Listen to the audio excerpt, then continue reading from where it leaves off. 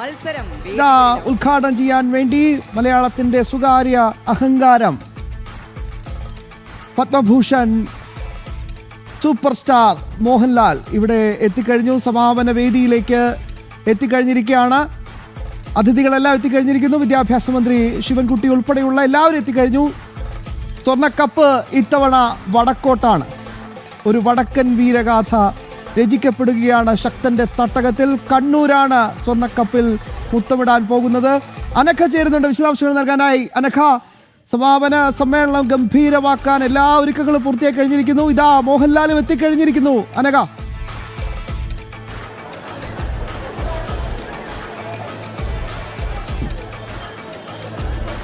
സമാപന സമ്മേളനത്തിലേക്ക്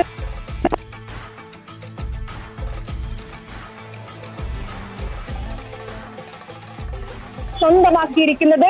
കഴിഞ്ഞ തവണ ചെറിയ വ്യത്യാസത്തിൽ ആണ് ഇവർ സ്വർണ്ണക്കപ്പ് കണ്ണൂരിന് നഷ്ടമായത്. അത് തിരിച്ചു പിടിച്ച് തൃശ്ശൂരിന്റെ മണ്ണിൽ നിന്നാണ് സ്വർണ്ണക്കപ്പ് കണ്ണൂര് തിരിച്ചു പിടിച്ചിരിക്കുന്നത് എന്നൊരു കാര്യം കൂടിയുണ്ട്. 3-ാം സ്ഥാനത്താണ് ഈ പാലക്കാട് ഉള്ളത് എന്നതാണ്. എന്തായാലും വലിയ തിരക്ക്. നമ്മുടെ കോഴിക്കോടിന്റെ സ്ഥിതി എന്താ അനഘ? ആദ്യഘട്ടത്തിലൊക്കെ 1-ാം സ്ഥാനത്തും 2-ാം സ്ഥാനത്തും ഒക്കെ നിന്നിരുന്ന കോഴിക്കോട് പിന്നീട് അവസാന 2 ദിവസത്തിലേക്ക് എത്തിയപ്പോൾ നേരിയ വ്യത്യാസത്തിൽ പുറകിലേക്ക് പോകുന്ന ഒരു കാഴ്ചയാണ് കണ്ടിട്ടുള്ളത്. എന്തായാലും ഇപ്പോൾ ഈ വേദിയിലേക്ക് വിദ്യാഭ്യാസ മന്ത്രി ശിവൻകുട്ടി അടക്കമുള്ളവർ എത്തുന്നുണ്ട്. പ്രതിപക്ഷ നേതാവ് വി ഡി സതീശനാണ് ഈ സമാപന സമ്മേളനത്തിന്റെ ഉദ്ഘാടനം നിർവഹിക്കുക. റവന്യൂ മന്ത്രി കെ രാജൻ, ഇതാ നടൻ മോഹൻലാൽ സമാപന സമ്മേളനത്തിന്റെ പ്രൗഢഗംഭീരമായ വേദിയിലേക്ക് എത്തിയിരിക്കുകയാണ്. ഒരുപക്ഷെ പ്രിയപ്പെട്ട ലാലേട്ടന്റെ ഒരു സാന്നിധ്യം അത് തന്നെയാണ് ഈ കൗമാര യുവജനോത്സവത്തിന് സമാപനത്തിലെ ഏറ്റവും എന്താ പറയാ എടുത്തു പറയേണ്ട ഒരു പ്രധാനപ്പെട്ട ഒരു കാര്യമല്ലേ അനഘ? തീർച്ചയായും ഈ സമാപന സമ്മേളന വേദിയിലേക്ക് ഒരു വലിയ ജനക്കൂട്ടം തന്നെ ഇപ്പോഴും എത്തിക്കൊണ്ടിരിക്കുകയാണ്.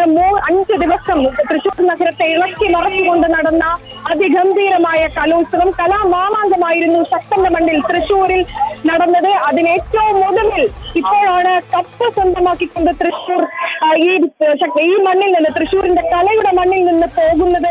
തൃശ്ശൂർ ഈ മണ്ണിൽ നിന്ന്, തൃശ്ശൂരിന്റെ കലയുടെ മണ്ണിൽ നിന്ന് പോകുന്നത് എന്നതാണ്. ഇപ്പോൾ വേദിയുടെ പരിസരത്താണ് നമ്മളടക്കം നിൽക്കുന്നത്. ഈ പരിസരത്ത് വലിയ ജനത്തിരക്ക് ആണ് അനുഭവപ്പെടുന്നത്. അല്പസമയത്തിനകം തന്നെ ഈ സമാപന സമ്മേളന പരിപാടി പ്രതിപക്ഷ നേതാവ് വി ഡി സതീശൻ ഉദ്ഘാടനം ചെയ്യും. അതിനുശേഷം ഈ സ്വർണ്ണക്കപ്പ് മഹാനടൻ മോഹൻലാലിന്റെ കയ്യിൽ നിന്ന് കണ്ണൂർ സ്വന്തമാക്കും.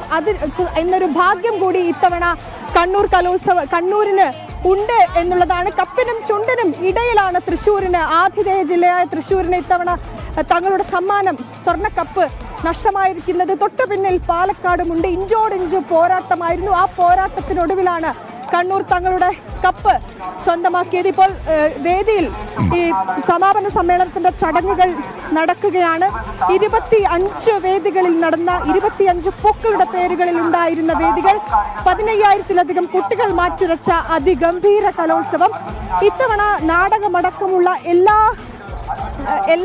കുട്ടികൾ അവതരിപ്പിച്ച എല്ലാ ഇനങ്ങളും അത് വലിയ രീതിയിൽ വ്യത്യസ്തത പുലർത്തുന്നതായിരുന്നു, നിലവാരം പുലർത്തുന്നതായിരുന്നു. പതിവിൽ നിന്ന് വിപരീതമായി മറ്റ് പരാതികളോ മറ്റൊന്നും ഉണ്ടാകാതിരുന്ന ഏറ്റവും ഗംഭീരമായിട്ടുള്ള ഒരു കലോത്സവമാണ് ഈ തൃശ്ശൂരിൽ നടന്നിരിക്കുന്നത്. തൃശ്ശൂർ ജില്ലക്കാരെ സംബന്ധിച്ച് അവർക്ക് ചെറിയ കപ്പിനും ചുണ്ടിനും ഇടയിലാണ് ഇത്തവണ സ്വർണ്ണക്കപ്പ് നഷ്ടമായത്. കഴിഞ്ഞ തവണ നഷ്ടമായ ആ സ്വർണ്ണക്കപ്പ് തിരിച്ചു പിടിക്കാൻ കണ്ണൂരിൽ നിന്ന് കുട്ടികളെത്തി. അവർ ഇപ്പോൾ സ്വർണ്ണക്കപ്പുമായി ഈ തൃശ്ശൂരിന്റെ മണ്ണിൽ നിന്ന് അല്പസമയത്തിനകം മടങ്ങും എന്നുള്ളതാണ്.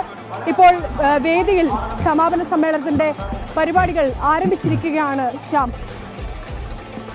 മലയാളത്തിന്റെ പ്രിയപ്പെട്ട ലാലേട്ടൻ, നടന വിസ്മയം മോഹൻലാൽ തന്നെയാണ് ഈ ശക്തന്റെ തട്ടകത്തിൽ കഴിഞ്ഞ ഒരാഴ്ചയായി ഗംഭീരമായി കൊണ്ടാടിയ കലാമാമാങ്കത്തിന് തിരശ്ശീല വീഴുമ്പോൾ ഈ സമാപന സമ്മേളനം പ്രൗഢഗംഭീരമായി സമാപന സമ്മേളനം അതിലുപരി അത്രമേൽ ഗംഭീരമാക്കാൻ വേണ്ടി ഒരു സാന്നിധ്യമായി മലയാളത്തിന്റെ പ്രിയപ്പെട്ട ലാലേട്ടൻ തന്നെ എത്തിയിരിക്കുന്നതാണ് ഏറ്റവും പ്രധാനപ്പെട്ട കാര്യം. ഒരുപക്ഷെ അനഘ, തൃശ്ശൂർക്ക് വലിയൊരു ഒരു ഒരു ഒരു ചെറിയൊരു നിരാശയൊക്കെ കാണും. കാരണം കഴിഞ്ഞ തവണ അവർ നേടിയെടുത്ത വീറോടെയും വാശിയോടും കൂടി നേടിയെടുത്ത ആ കപ്പ് ഒരു എന്താ പറയുക, അനഘയുടെ വാക്ക് കടമെടുത്താൽ കപ്പിനും ചുണ്ടിനും ഇടയിൽ നഷ്ടപ്പെട്ട ഒരു ചെറിയൊരു നിരാശ.